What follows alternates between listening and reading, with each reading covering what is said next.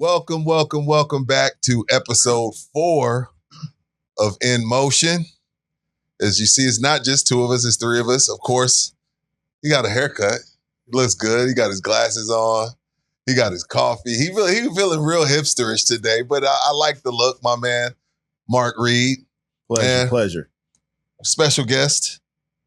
I'll let you introduce yourself. He goes by Magnus Wihlborg, but I'll let him introduce himself and tell everybody what your role is with Strength and Motion and a little bit about yourself.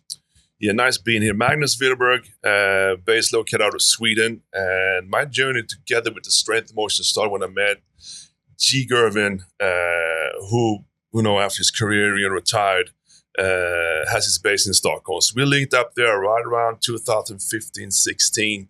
And ever since been blessed and lucky to be a part of the family. And he introduced me to Mark, and ever since it's been on this path of just helping athletes getting into school. Were you 6'7", 6'8"? Yeah, I would always tell kids I'm the same size as Michael Jordan, so that's my okay. Yeah. Did you play ball as well? Yes, I did. I was a big, heavy role player. That was my MO, just to finding the stuff I was good at and maximize it, and I had a good career for about 12 years. Playing in different countries around Europe, so that was fun and learning a lot. So I think like both G and Mark was definitely better basketball players than me, but I think I was a better role player than them. Would you agree? Yeah. Yeah. And again, it's funny you bring that up because we've done this is our 4th episode, and we talked to a couple of players that's come through Strength and Motion and about learning to play in a role. And if you listen to NBA players, like perfect example, Patrick Beverley, his story, averaged 37 in Chicago and never shot the ball once he got to the NBA. So, so it's funny that you bring that up, role playing and trying to kind of figure out what is it going to take you to get on a team, stay on a team, and make money for 10 years. So it's funny that you bring that up.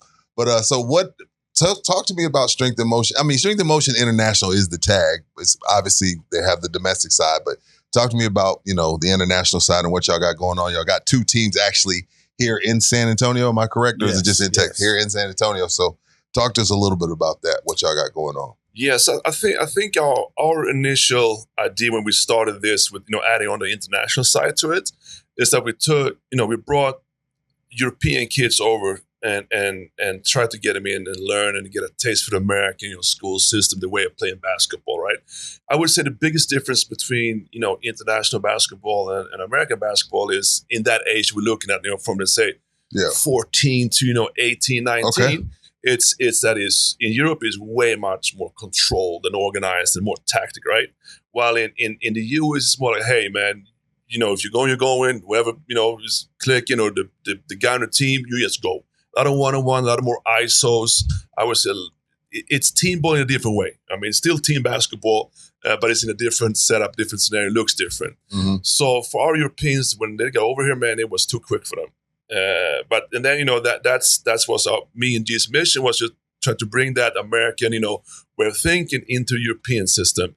And of course, it took us a while, but once we figured out how to teach that, we start to look different in the European scene, and we made a big impact over there. Like how you can actually match the two. It doesn't have to be all European or American. There's actually a way which both of these philosophies can live together in one ecosystem. It has to be structured, right? But I mean, we managed to do it, and we had quite success in the Swedish market where we won, multiple championships on the youth side. We had players coming over here, playing on the college level in very good schools, like Dibba, who we will bring on soon here. I mean, he's averaging 17 points last year in the D1 environment, which is amazing numbers. That's a lot of points, right? It's a lot of points for an international kid, right, in the American system. So, I mean, we kind of, I wouldn't say we broke the code or figured out, but I mean, we're at least on a way of showing people that you actually combine 2 of them. And if you do it and pay attention and listen to us, you will have success. Yeah. And on your side, Mark, because I know you've talked to me about you've gotten some kids from across the pond. What are like the first couple things immediately that you feel like you have to instill in your European players that come over here domestically? Toughness. It's a different ball game. Man, that seems so. And I'm just being real. We getting to know each other fine. We 4 weeks in. I've heard that so much about the European player, and I don't know if it sounds harsh when you say it immediately like you group all the internationals into this. Well, they're not tough enough pile. So when I say toughness, I don't mean like physicality, because me playing overseas, it was way more physical than American. Okay, that's why I'm always confused at that. It's kind of more on the mental side. Americans, we are elite at shit talking. Right. You know what I mean? It could be the worst player out there, but he can run his mouth so good that it can take you out of your game. Right. Or, take you somewhere else where, oh man, he just said some wild stuff to me. And so that's one thing. And then the athleticism, right? Learning how to guard the athleticism. Like Magnus said, over in Europe, it's more strategic. It's ball movement. We're going to catch the defense slipping on the back door. We're going to get a seal somewhere here or there. But in America, it's just, I'm faster than you. I'm breaking you down every time I touch the ball, and I'm trying to dunk on you. Right. And so once they adjust to, the speed of the guards, the athleticism, and blocking out the noise, we said it before, man, like it's a beautiful blend. It's a beautiful blend because you need someone at the end of the shot clock to be able to make a play. Right. In Europe, it's going to swing, pick and roll at the end. Something comes open. Yeah, until something. But in America, man, like there's no shot clock, which is horrible for these younger guys. That. It's horrible. But then you need someone that can just go make a play. Yeah, I agree with that. And on the flip side, let's say, you had a kid, played a few years D1, and now he's coming to play overseas. What's the first thing he has to learn? It's when he's coming to, transitioning to like a G, when he's transitioning to the pros in Europe. So I think it's where we chatted about this in our warm-up chat here about finding your role, right? And right. Figure out how to play with other players that's from a different culture. I think it's as much as on the court, it's also the off court stuff. Like in Europe, it's I would say it's more open. Like the society is open and a whole lot of traps in there when it comes to going to clubs. Clubs don't start jumping till about 1 o'clock in the morning. Yeah, and alcohol is legal, right? I mean, you can everywhere when you're legal. So I mean, that's and all those things. It's one of the biggest challenges how you behave off court as an international pro, right?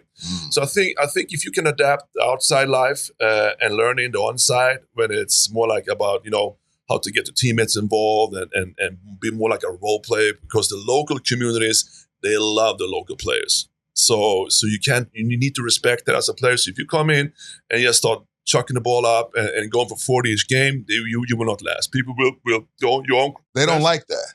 They will boo you. You'll be like, man, get him out. Even he got 40, getting booed. I mean that may be a bit exaggerated, but if you're pretty much shoot first and you're about me, they're not going to adapt to you. They're not going to like it. Unless your team is winning every game, which is highly unlikely. Yes, it's going to be a challenge for you to stick around. But there's a lot of good, I would say, point guards from mid-major, low-level D1 schools that has amazing international careers because they are pass-first point guards, and then they start to figure out how to score within the system. And then they have long careers and it becomes icons, sometimes even given passports to play for, other countries as a national team in the Olympics or in the World Championships. So what he said, the main thing what he said in there is learning how to do it, because you can score. Many times they're bringing the Americans over there to score, but scoring in the system. You don't get the ISOs like you do, in the NBA. And like we said before, also like European basketball is really college basketball. Like it's really, there's a guy at the rim waiting on you. You don't have to guard your man. If he can't shoot, I don't have to chill in the lane. Yeah, right? I can sit here and wait on you. And so like if you play, like you said, at least mid-major or even lower, because I think even like Division II guys, when I was a head coach in Europe, one of the best players I had was a Division II kid, right? And he went to Division II and he wasn't put into a certain role, right? He kind of had to do everything. So he was about 6'6". He could shoot it. He could rebound. He could defend. He could pass. And so at the D2 level, he had to be able to do a lot more than he would have had to do at the Division I level. Because at the Division I, you're kind of put into a role, right? You're the shooter, you're the rebounder. You got three other guys that can play really well. Everyone can do something. So we're just going to let them do what they've mastered, and then everyone has a role. And so it's just learning how to play the right way, the right way, unselfish. And then like for myself, being a likable person. You gotta like, unless you're just out of this world, I gotta like you. Gotta like you. Yeah, you got, and you know what I mean? Does that make sense what I said? Yeah, 100%. Yeah. 100%. You gotta be a likable person. Like my first year overseas, like my first practice, like it was weird to me. We say we had 15 people, everyone shook hands. Like as soon as they walked in, a dude walked around the whole gym. No, here you be clicked up like, yo, yeah, you with your boys, or you know what I mean? Or I might not say nothing to nobody. Put on my headphones, whatever, get my shots up. But like literally everyone walked in, they shook everyone's hand, and so I was in Switzerland, so they did 3 kisses, mwah, mwah, mwah, on the cheek. But everyone on the team, and I was like, man, what the world is like? What in the, you know what I mean? And so, but by 2 weeks in, I was doing it too, and I had another teammate that was a little older than me, and he kind of been through it, and he refused to kind of adjust to the culture, and lost the job. Yeah, he was fired. You know what I mean? And I really shot all the balls, and he was a good rebounder and did everything else, and I was shooting all the balls, but I would walk in and mwah, mwah, mwah, to everybody, handshake, and you know what I mean? And so like I think, just going back to what Magnus was saying, like being likable, man, being just a good person makes things so much easier, because you're going to win some, you're going to lose some, but it's so much harder to fire someone you like. Yeah. You know what I mean? It's just harder. No, it's about being a pro. I mean, there's a bunch of guys that you see, and I'm smart enough to know because I'm almost 50. Yeah, I've seen that guy in the league for 10 years. He doesn't really play much, but he's getting direct deposits. He just understands how to be a pro. And that, to me, is the key. I forget who it was, but he told me, man, this thing is about keeping a job. Yeah. And now, transition to our next topic, it's the same on the college level. It's about trying to keep a job, because now it has become a job. And Magnus, we were talking with you before the show about, you're saying you were just at a meeting, and the international influx into NCAA basketball is affecting not only here, but it's also affecting these pro teams across the pond as well. Correct. So I mean, this is a new phenomenon, and I think everybody, like the whole industry, is not ready for this, because there used to be handlers, agents, all this, like that whole part is also, seeing this as a big, I would say, threat. So we haven't seen the last changes. That will become more and more changes in the whole NIL paying your athlete directly setup, right? So last week there was two trials here in the US. Mm-hmm. One was how they now kind of determined the NIL and how that's laid out, and how the FIBA versus NCAA relationship is going to define what college sports is. FIBA has defined it's professional. Like, that's their point of view of it, right? While NCAA has not really come to terms on that. Even though they are. They are, right? But I think that was one judge somewhere in some court, I think it was in LA somewhere, who kind of said, yes, we are we are professional sports, right? Okay. So now that comes to play, that's something called letter of clearance. So it's called LOC. So when I play in Europe, if I'm born and raised in a club, I belong to this club. It's more like an insurance type of thing. Like, if I play for this team, I got insurance, I'm taking care about this team, right? So if I move teams, I go to another club the following year in the season, whatever, that letter of clearance has to be changed, and now I belong to this other club, right? Sometimes you have to pay your own clearance, sometimes the club will pay it or whatever. So now that's going to be kind of the document or the transaction verifier is the LOC. So if I'm Creighton, can I pay for his clearance? Can I pay for the kid's clearance from Sweden? So yeah, you could. Right now you don't have to, right? It's a brand new rule, but it will be in the future. And now the next step is to in the FIBA system, if we bring a kid into our organization or club, right, when he's young, we raise him and he belongs to us until he's 16, 17, whatever, and he leaves. If he goes to a professional club, we would get money from that club Right. for kind of being reimbursement for all the education years we spent them in, right? And that's X amount of thousands of euros per year, right? And now if the player keeps on, his professional career, normally if we take soccer, for instance, we take a Swedish player that I think all you also know out here is Zlatan Ibrahimovic, right? So his mother club, his founding club in Malmo, got money from each team he transferred to. So his whole career because of this system we got, right? So right now, like the most important, I would say, educational year in the young athletes in basketball's year, from there, like when they're 19 to 24-ish, and now they're also finding a lot of money in that team. Like that money basically is a percentage of the income each year the club needs to get back, right? Mm-hmm. So right now, that money just disappears. So the European clubs get nothing. So he comes to the college, comes to college, right? Just now, gone. Yeah, it's gone. Right now the NCAA schools, they don't pay them. They'd be like, nope, we just pay him, his handler, and that's done, right? So now that's I would say is the challenge we have right now. Like there's a glitch in the system. Money was supposed to be brought back to the club to reinvest in maybe better facilities, or getting this new kid from this maybe less fortunate area and able to play. Needs to have help from the club.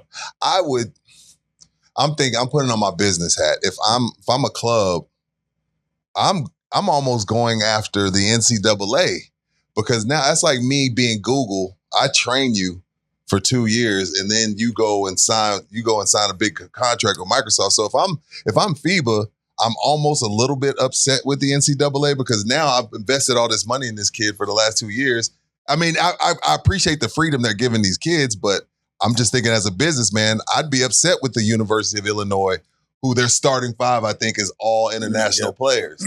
Does that make sense? Yeah, 100%. But the problem is, the internationals have been coming nonstop, right? They've been coming. And so it previously, it benefited these clubs with these kids coming to America, and then when they go back, it raises their stock. Oh, okay. Right. So they're losing money now because the top guys are leaving, and they're not going directly to the NBA. So like if you go straight to the NBA, there's a buyout clause, right? So you're going to get your money from that. But going to the colleges, they don't have to pay because it's not a pro team. You know what I mean? And so I think it's a loophole basically, and I think it's going to be difficult. And I can't speak on the NCAA. They're not going to pay that, or they're not going to make that a rule where FIBA gets paid off of these kids. No, so it's a transaction between the club and a school program, right? So it has to be a transaction between, UTSA and Real Madrid. That's a transaction, and there needs to be a rule saying, hey, if you want this kid, UTSA, you need to pay him, right? Just like in soccer. So if you want to go from Real Madrid to Barcelona, you got to pay a big transfer fee, and then. If this is Messi came from from a team in Argentina, that team in Argentina would get a smaller percentage. The more the years, the smaller the percentage is of this transfer fee. Okay. So it's not money taken from the player. Is what the club has to pay as a percentage of what they've invested. Total salary. And I think what you said makes sense, and I think I agree with both of y'all, because I agree with Mark saying the colleges would just be like, okay, well then. We just won't do it anymore because we're not going to pay that buyout or transfer fee. I'm not sure exact, term on it. Yeah. But y'all do have 2 teams from Sweden in town, right? Yes. Yeah. Yes. What age groups? Who are they playing? How does that work? So they're getting their visit to America. I know y'all take teams. Y'all taking a couple teams over to Spain. Last year you were in Germany. Yep. So now it's in reverse. You got a couple teams from Sweden. What age groups, and how's that looking? So we try to bring them here, the younger guys. So basically, in the Swedish side of our company, they're younger. They're like the high school age guys. So we have a 16U. They played in a tournament this weekend. We just played SA Future, and also behind the scenes this weekend. So 16U, and we have a 17U team here also. The 17U guys are going to stay a little longer. We're going to put them in the Gasso. Really? Try to get them recruited. And so that's what we do every summer. Let them come see, man. Everybody wants to be here. They want to play in college. It's It's a lot more. One, it's a bigger platform, and then the lower level leagues that they can turn pro in at their age, right? And so they want to see it, and so we bring them every summer, let them compete, see where they really are, what they need to work on, and how they match up with the guys they're taking their jobs from. I know you say you're not big on wins and losses, so then I'll just ask, how did they look? In the tournament, they lost 1-2. The first game, back to the shit talking. They had to adjust to it, the speed. So the team kind of jumped out on them. Then they clawed their way back, ended up losing, I think, by like 5 or 6. Then the next 2 games, they figured it out and they kind of handled their business. So they look good. Yeah. We got a couple good pieces. Everyone couldn't make it. The top guys, I guess, on each team made the national team. So they had to stay. That's a great thing. Oh, yeah, man. Great thing for them, for them, to be able to play on your national team, man, it's an honor. It's an honor, right? But the key word is to play. If you're on the national team, you're not getting, the minutes you need. That's in any situation. The summer is about growth. All right. Right now, we're going to be joined by a Strength in Motion veteran. Can I say that? Alumni. Yes, sir. Mr. Yes, sir. Dibba, who played at Strength in Motion Sweden, right? Strength in Motion Sweden, Strength in Motion International. Yes, sir. Chicago State. Yes, sir. ACU in Southern Illinois. How you doing today, sir? I'm good. Thank you. How are you today? Man, we're fantastic. Were you just finished a workout or something? Yes, sir. Just had a little workout with my older brother. Had a little workout in. Had to stay in shape. Yeah, you got to stay in shape. And just for some context, everybody. You got to. Yeah. For context, my man is actually in Sweden right now. That's why he got on the bubble jacket. Yes, sir. He's not anywhere near Texas with the bubble coat on. So I guess I'll start off, Ali, with how did Strength in Motion prepare you for the next level, whether that be Division I basketball or just pro basketball in general? How did Strength in Motion help mold you? Oh, it helped a lot. Just having Magnus and G just on my side, just helping me, just thinking I can play at that level and just believing in me and just working out every day, just keeping me just working. And that helped a lot. Who was tougher on you, Magnus or G? I gotta say Magnus. That's my dog. That's my dog. You want to ask him anything? You good? I'm good. I know him. You know him well? All right. Yeah. What do you think was the biggest adjustment for you from Sweden to America, high school to college? What was the biggest? From Sweden? I would say the toughness. Yeah, the toughness and how athletic everybody is in America and how fast they play. Like, that was the biggest difference. Like, back home, it's kind of slow paced. It's more like plays and stuff. But in America, I feel like it's faster, more athletic people, and just more dogs, I would say. Interesting. And what about from high school to college levels? Even going from Chicago State to ASU to Southern Illinois, as well. So like my journey been like I've been leveling up every year. So like just toughness and how skilled everybody is. Like everybody on your team can play. Like everybody's good. Everybody can play. And it's always a grind. Like every day is a grind. Every practice is a grind. So it's just different. You gotta be locked in and just be ready to work. What's life like in Sweden, man? I've never been. Talk to me about Sweden, man. You love it there. I love it. It's always good being home, seeing my friends, my family, my friends, just working out, seeing the guys that I played with back in the day, just being with them and just working out with Magnus when he's home. You know what? I've talked to a lot of guys that were from America and they went overseas, and it just it wasn't the basketball. It was just like life. Like they just being away from home. Some guys were making really good money, got home and just said, I'm gonna just come back to America and just get a job. Which for me, again, I wasn't in their shoes. To me, sounds crazy. But how did you like living in America? Was that just? I'm just talking about life in general. Was that tough for you? It was not gonna lie. The first week I was like, nah, mom, dad, I want to go home. Like, I don't want to do this no more. But it took me some time to just figure everything out and just I was like, yeah, I'm here for a reason. Like, I gotta work and I gotta do this for myself. And I can see if I lock in right now, I can see where I can go. So I was like, fuck it, let me just do this. Yeah, that's I can't imagine, especially being that young. Like it's be in another state. You know what I mean? A whole other thing to be in a totally different country. So it speaks a lot about you and your character that you were able to fight through that. Yes, sir. Oh no, he's talking to somebody. Nah, I'm right though. No, it's all good. What would Ali tell his 15-year-old self? If you could talk to 15-year-old Ali, what would you tell him? Oh, that's tough. I would say just working on craft, like just be more locked in and like just working out and just staying in the gym, watching more like games, watching more videos, like more. I would study the game more, I would say. Study the game more. And talk to me about those strength and summer workouts and the progress it's helped you make with those strength and motion summer workouts. Oh, it helps a lot. I feel like Magnus is good, and Magnus and G are good to like just helping me with my confidence and just working on the things I need to work on. So it helped a lot. Every time I go home, I feel like I got better. So it helped a lot. So what's next for Ali Dibba? That's a good question. I'm actually waiting on my waiver right now. So I'm waiting on my waivers to come in. Then we're going to see. I don't know yet. What's a waiver for? Because everybody, that's going to watch the show, what's a waiver? And talk to us about that. What's that mean? Okay, gotcha. So when I was in Chicago State, I came late because of COVID in Sweden. So I couldn't get into the country until like December. Then when I got to Chicago State, I played 5 games, broke my wrist, and I was out.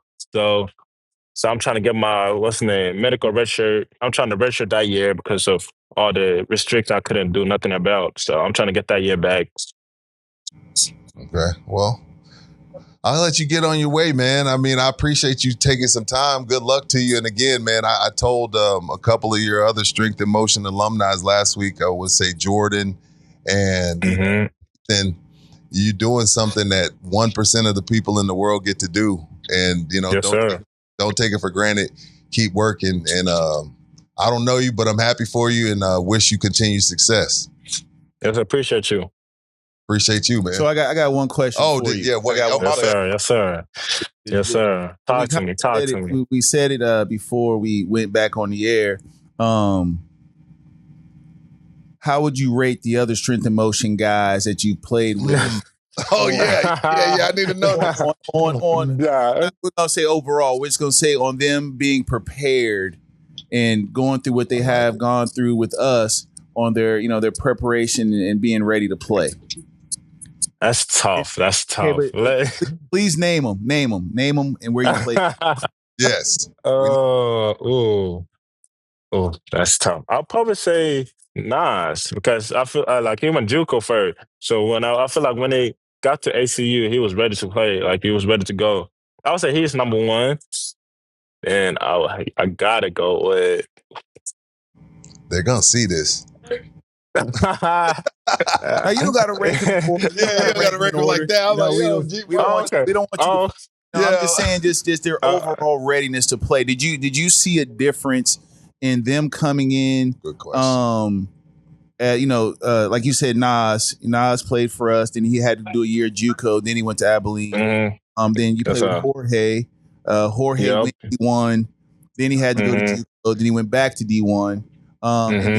Sean, how do you think they were prepared compared to people who came like fresh out of high school, or just their overall readiness to step on a court and play, help win games? I feel like all of them was ready because I feel like y'all was doing a good job with them, just working out, making them ready to play college. So I feel like everybody was ready and they was ready to work. So they was good. Everybody was a good teammate. So I feel like everybody was ready to go and just ready to listen to coach and just getting better every day. Coachable. So in the game of ones, who was winning? I got to go with myself. Duh, I got to. I got to. Right, we're gonna have Nas over here. We're gonna see what he's gonna say. He knows. We did play a little bit of once, and just ask him who won. I got you. I definitely will. I'll look forward to it. Well, appreciate it. Oh, man, you have a good one. Stay safe and keep pushing. Yes, I appreciate you. No, appreciate you. All right, man. Have a good one. Tack Carl, vi ses på torsdag. What? Some Swedish on it. Swedish too. You know what? I'm glad you that. I almost forgot about that. So we're sitting here before the show starts, and my man Magnus is on the phone, and he's talking to somebody, and I look over at Mark. I'm like, "Is that German?" He's like, "No, that's Swedish." And then, but he was like, we started talking about all the different languages. Now you said over there in Europe, you have to learn 4 languages, or is it that's just how it is? No. So in school, you got your own. What are we talking about? High school? We talking about college? What are we talking about? You start elementary. From elementary school. So when you are, I think now, it changed a little bit, but I think it's from 10, from year 10, you learn. You keep on developing your Swedish, right? Then you got your English, and then you got your third language. Normally is either Spanish, French, or German, right? So that's from year 10. And then when you hit high school, normally people either go deeper into the third or they add a fourth. So you told me you're at a lot. Yeah. And this is all for free. That doesn't cost you a dime. You're showing up in school. But it also makes it easier, man, because like in Europe, so I live in Texas. If I drove to Louisiana, that's another state for us. But in Europe, that would be a whole nother country. True. A whole nother culture, whole nother language, whole different ecosystem. And then if I drove to Oklahoma, another country, another language where, I could be learning Louisianan. I would make up a language. I know what you're saying. You know what I'm saying? Where I can go to Louisiana for 2 weeks where I have to speak it, where you have to learn it, you know what I mean, to interact. And especially if you get into like business, you need to speak multiple languages or, just to survive over there, honestly. Yeah, to survive. And also, especially if you're in distribution or sales or something, you don't know who you're going to be talking to. You got to be able to talk at all if you're going to make any money, right? Exactly. And it's I wouldn't say it's fun, a little bit crazy, but let's say you get a pro contract in Spain. Okay. In Spain, like people don't speak English. Very few speak English. In the basketball scene, they speak English. They just look dead in your eye and tell you in Spanish, do X, Y, and Z, and you'll be like, yeah. And if you don't get it, then you pick up a court, mess up, you send you home. So even on the highest level, like in the ACB, which is the first league, they have interpreters. Like, yes, coach speaking Spanish, whoa, whoa, whoa, whoa, whoa. And, American players sitting there nodding their head, looking at the interpreter, and they say, yeah, tell you in English, this coach do this is the play, set the screen, whoa, whoa, whoa, until they learn it. And a lot of those guys, like, they had to go to Spanish class during the day, even as coming out of college or whatever. That makes sense. So it's, again, you got to be ready to learn your whole life. If that's picking up your third language or second language when you're 25, then that's what you got to do.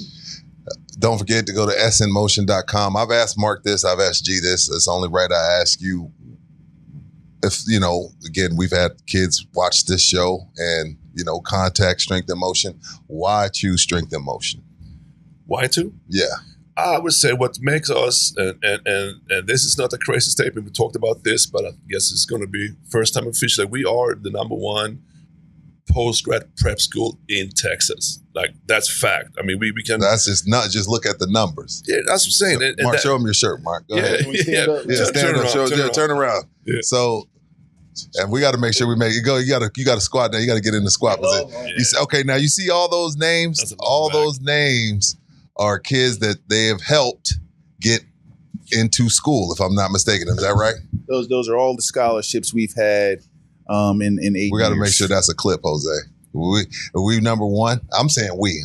You're part of it. You in motion now. You in motion. You the host. So #1. So #1 post grad school in Texas. In Texas, and that's pretty big coming from started by G Mark. I was lucky to tag along, right? And we're doing this, and that means we're doing something right. If we can help change the life of these many kids, these many people, these families, we're doing something right. So, and I'm super proud of it, right? And now we also get the opportunity to do it on the international side, where we're actually helping players from smaller countries like Sweden, etc., to get to bigger platforms. That's being played pro in Germany or coming over here, joining us, and then going to the next stage over here. But I think that's our staple. Like, we're really good at knowing what's needed for you to get to the next level. It's different for each and every one. It's not the same thing for everybody. So someone might have a little bit more grit to them, but they're lacking the technique, or the vice versa, right? And we are very good at pointing that out early. I would say, in all his case, like, he was lazy. He was super lazy. So with him, you just gotta push him every day. Like, get up. I pick you up. Let's go to the gym. Whoa. It took him time to figure it out. And now once he got to the stage, he's the man. I'm glad I got pushed, right? And then we have some kids, like, they over practice. Now you gotta, say, hey man, you pull it back a little, right? So some people, you need to know them, like, who they are themselves personally. Everybody, you're gonna handle every kid differently. Yeah, you can't just put them in this big pond of just play. Now you got to be, hey, you need this, you need that. And I think with Mark's eyesight and knowledge of the game, G's mind, I think we're doing a good job. You want to add anything to that? We work. Everyone needs something, but at the end of the day, man, we're in the gym. Magnus does the same thing we do here. He does there. They have a gym there where we'll start posting more of what Magnus is doing on the international side, and G. But they're in the gym, man. They're like, there's no shortcut. There's no secret recipe. There's no special pill or drink, man. It's being in the gym and working. And like Magnus was saying, Ali was, lazy. He averaged 17 points this year. He was at SIU, Southern Illinois University. Which is on a college level, because it's only 40 minutes, that's a lot of buckets. A lot of buckets. That's a lot of buckets. Without really shooting three-pointers. He's not a great three-point shooter. What's his height? Wait, what is he? Was Ali? 6'5". 6'5"? 6'6". 6'6". So is he a wing? That's the new position now. All of a sudden, I used to be point guard, shooting guard, small forward. Now I've been seeing, what the heck is a wing? So he's a wing. He's a wing. Okay. He's a wing. He gets downhill. He's strong, hits his free throws, can post you up. But he said it, toughness. And once you get used to it, and that's just becomes who you are, then it goes back to who's a better basketball player. Or who can master their role of what the coach wants you to do. You know what I mean? Because everybody comes in, man, I'm the best scorer in the gym. But if the coach says, well, I just want you to stand in the corner, you got to figure out how to be the best person to stand in that corner. You know what I mean? Full circle. It goes back to role playing. Right. Knowing your role. And he was blessed to get into a situation where the coach really utilized his scoring ability. And, and if he gets this extra year, he's going to catch a great check. Hey, I know some people get weirded out by it, but I'm okay with talking about it. I'm a capitalist, and this is where we are. And you either adapt or you get left behind. And if they're giving out 6-figure checks for you to get average 17 points, go get it. 100%. Well, go get it. You know what I mean? I don't know why that makes people so uncomfortable. It is an uncomfortable conversation because we're so used to things being a certain way. Nobody really likes change, but this is where we are. So 100%. Go get it. 100%. And then on top of that, man, so like the international guys, if you're an elite talent in Europe, you're getting paid young anyway. You're not getting the 6 figures right away, but you're getting But it's perks. your job. Yeah, it's your job. You still go to school and all that, but Luka was playing with a pro team at 14. 14 something like that, right? Is when he went to Real Madrid, where he was a pro already at 14. So he was getting, I don't know his contract, but he wasn't there for free. You know what I mean? People were already making money off of him. Like Magnus said, his home club got a percentage. You know what I mean? And so America's catching up. We had it's a whole nother conversation, but we had workers not getting paid and the owners getting paid. Right. And so sure. You're talking about as the way the college was set up for way it was decades. set up. Yeah. So the show wasn't making money. It was everyone else. Right. Now it's time to, get rewarded for your efforts. You know what I mean? People are paying money to see you play, and you should get a piece of that. Yeah. And you talked a little bit before the show too about just the sheer size. And that's where, European players are capitalizing because they got just more 7-footers. Yeah, I would say we might have Maybe not 7 foot, but like 6'8" and up, or whatever you want to go. Yeah, I would say we might have more skilled players at that size who Skill players, sure. Who can come in and use the body in a different way, right? Especially since the whole game is moving into like more actions and trigger based stuff. That means if you want to have a big guy who can do a proper handoff or maybe project the handoff and attack himself, like that's a skill that in Europe we use a lot. While in America it used to be more like, hey, screen, roll, run, screen, like that's all you did, right? Protect the rim, stand in the paint, right? So I think with European or international bid, you get a little bit more, different options offensively and defensively. And if you look at from like the point guard situation, like we have a lot of, I would say, good size on position 1, 2, and 3, like all like the position like point guard, shooting guard and wing. Like we have a lot of good size on that, and they are like we don't put them under the basket even if they happen to be 6'6" when they're 12. No, like we as hey man, everybody teaches how to play the point, right? So like I like it. I like that a lot. Yeah. So if when you go over here and you see this, hey, you'd be like, man, what's going on here, man? He can't even dribble a ball. No, he's tall. He needs to be on the basket. Like, we don't have that. We more have had that positionless philosophy from our younger age, right? Forever. Like that's like we talked about this too.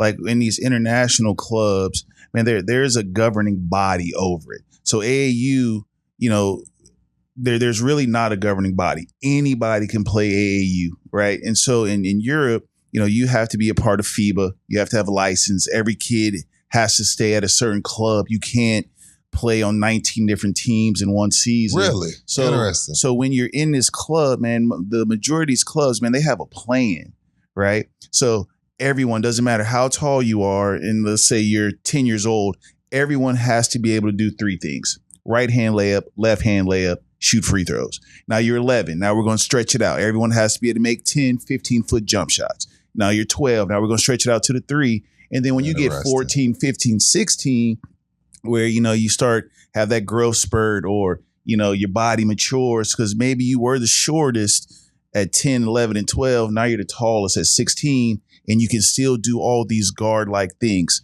Hence, Giannis, Jokic, Embiid. They're guards because they learn how to do these things young and then they grew. Anthony Davis, he was a point guard. He grew late. He just hit that spurt. That spurt. And so instead of, we kind of do it in reverse, man. If you're the tallest kid in second grade, you're the center. We're posting you up every time. Because they're trying to win, not develop the kid. Exactly. Because, one, you have to win to get the shoe sponsorship, or you have to win to keep certain parents that don't understand it's a marathon, not a sprint. So if we don't win this tournament in San Antonio, I'm going to switch teams to this team because they won, right? And so that's the biggest thing, man, where it's just the team hopping and it hurts. I know people may watch the show.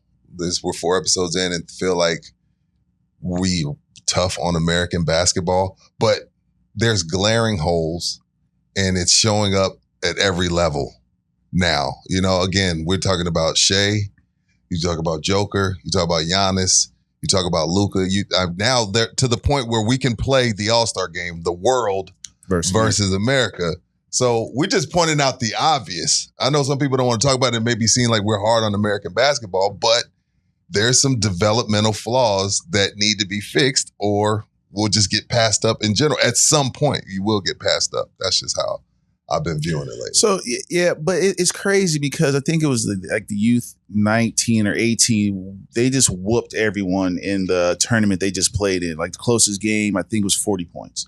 They had a scoring record. Maybe they scored 130. Yeah, so then that makes me say, so is there an issue? When they do that, what can you say? So I talked to a couple of, assistant coaches on some big, programs out of here. And so we started the teams, right? And there were 2 kids. They played at the same AAU team over here, right? Mm-hmm. And they never won. They played in high school together. They never won nothing in America.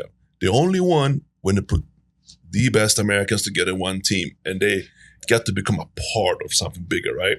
And they brought in, the head coach from Arizona, right? He came in with some structures and blah, blah, blah, blah. So now they got somebody to put them in a role which they had to play. When they play high school AU, there's no roles, no structure to a certain extent, Makes right? sense. So that means no, they could never get over the hump and win, even though they're supposed to be the best, most hype, whatever player, right? And I would say they struggle a lot. I mean, yeah, they won, but I would say they won because of the team, right? The team US put together was better, Bigger, stronger, faster. Yeah, right. Yeah, okay. At the end of the day, bigger, stronger, Yeah. faster. But they played against Canada. I saw that game live. Like Canada had no respect for the American team. Like they went head to head, come down. I mean, they were up a large portion of that game, right? And America was just struggling. I wouldn't say it was one of those where, oh man, the referee gave the game a game, but it was a lot of calls that went that way. Right. America rightfully earned, those calls maybe because that they are a powerhouse, right? But I think like the world has catched up, and that's a fact. Well, again, 2028. Honestly, just looking right now, I don't know how we beat France. Steph Curry had to hit 6 Amazing. unbelievable threes for us to get out. And hell, Serbia had us down 15 in the third or fourth quarter. So yeah, but even with that, but that's just one. Yeah, that's just one thing. I'm just talking Olympics, sir. See, but like they play together from a young age. Right. So we throw a team together in 3 weeks. Yeah, a month. We might have a couple guys repeat in the program a couple years. Mm-hmm. But those guys, they've been playing together, since they were the top guys when they were 15, 16. So they've been playing the national team each year. Right. The main pieces stay. There might be a kid that blossomed. He hops on the team later. But for most part, they have a system. They have a structure. They have a style of play that, at the end of it, Steph hits amazing shots. France is, probably the closest to us in athleticism. And Germany, I would say. And Germany. Yeah. Really? Okay. Germany's catching with the athleticism. There's a lot of military guys that stayed in Germany. They had all those military bases, so it's kind of changed a lot with the German dynamic as well. But the athleticism, that's the only thing they can't catch up completely with. But France, Germany, they're the closest. And in Serbia, Serbians, basketball is number one. They're one of the few countries in Europe that football, soccer is not the number one sport. So I didn't know that either. They're one of am I right? So again, which team? Serbia. But basketball's the number one sport. Basketball's the number one sport. Lithuania, a couple of smaller countries, like basketball is number one. Yeah. Number one. Right. Well, it's snmotion.com. If you're seeing this and you think, hey, you know what, I like what they've said, and I may want to, try them out as far as a post-grad situation, or you may be overseas seeing this. The internet is our fan base. So snmotion.com. Yes. And what do they do? So talk to the people about there's a questionnaire on there. Just fill it out. We'll get back to you within 24 hours. You heard them. Now you telling the people 24 hours, Mark. I need you to respond in 24 hours. Most definitely. There's no time to waste. If you're in America or you're in Europe, man, we have some good things going, man. We're trying to help, trying to provide a platform where you can get a real evaluation, play your real position. You're not going to be 6'4" playing the center with us. I hope not. No, definitely not, man. It's we got a good thing, man, and we're trying to get better at our marketing and all the other stuff. Because it's needed, and we want to help everyone learn how this game is evolving on the pro, high school, college level. So we're here for you. Magnus, anything you want to add? Yeah, we're going to repeat this a lot in the future, but the number one post-grad prep school program in Texas is right here. You can say it enough. It's in San Antonio, man. It's right here. So, if you're in San Antonio area, man, please come to the Gervin. Come look for us, me, Coach Mark, Coach G. We here, man. So please take the opportunity. If you don't, if just for asking questions and learning about us, please do that. Just look into it. It's again, I asked Mark last week, Magnus. I was like, I don't get it. Why more kids aren't coming? Because we all know 1,000 kids that got no looks. So, and you spent from the time he was 8 to the time he was 18, you had no life. So why give that up? It's just, oh, well, he didn't get recruited. Well, he didn't get any looks. Well, when you have this option there, it only makes sense because people are like, oh, debt-free degree. It's not really. When you look at what parents are paying from the time these kids are 8 to 18 to travel, the shoes and the food, and then you got to take the 2 kids and then the gas and maybe a flight, it's not debt-free. Nope. So why give up on 10 years of investment because he didn't get a look from anybody? Yeah. Why not? Son? And I'm not getting any money off of it. I'm just saying it just makes sense to me to go to, smotion.com and at least it's like doing your blood work. Like, yeah, I feel fine, but you know what? Let me go at least do my blood work and just see. Yeah. Like, just go see, if nothing else. So, how long you in town, man? I'm here to Wednesday, and then I'm heading back up and get Ollie in shape for his next adventure, among others. Yeah. Awesome, man. Well, I appreciate you taking some time, man. Appreciate for having me. Some good insight. Reed, as always, it's REED. Yeah, man. Not REID. I spelled his name wrong. Man. He actually texted me and was like, yo, man, you spelled my name wrong. I'm like, bro, I'm just trying to figure out what questions you need me to ask this week. No, man. Appreciate your time. smmotion.com. This is episode 4. It'll be uploaded. It's on the internet forever. If you just new to this episode, go check out the other 3. They were really good as well. Look forward to talking to more Strength in Motion alumni and coaches and everybody involved, because this is really are changing kids' lives. You just saw Mark's shirt, about 10,000 kids on the back of his shirt that they've helped get into school. So it's a great option. Appreciate y'all's time. Magnus, Reed, peace. Appreciate y'all. See y'all next time.